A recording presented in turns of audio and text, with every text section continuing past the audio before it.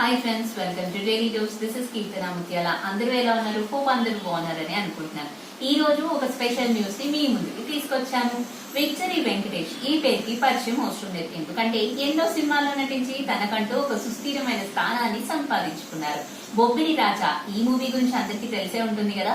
1990లో September 14న ఈ movie release అయింది. ఇక హీరోయిన్ గా దివ్య భారతి నటించింది. బి గోపాల్ దర్శకత్వంలో వచ్చినటువంటి ఈ మూవీ అన్ని వర్గాల ప్రేక్షకుల్ని ఆకట్టుకుంది. అయితే ఇక ఇళయరాజా మ్యూజిక్ స్పెషల్ అట్రాక్షన్ అని చెప్పొచ్చు.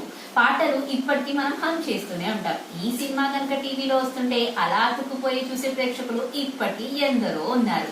అయితే 35 ఇయర్స్ కంప్లీట్ చేసుకున్న సందర్భంగా మూవీ మేకర్స్ అలనాటి మధుర స్మృతుల్ని తలుచుకుంటున్నారు. మరి ఈ మూవీలో మీకు ఇష్టమైనటువంటి సాంగ్ కానీ సీన్ కానీ ఏదైనా ఉందా? నాకుందండి. అదే ఆ మూవీలో విక్టరీ వెంకటేష్ చెప్పేటువంటి డైలాగ్, అయ్యో అయ్యో అయ్యో.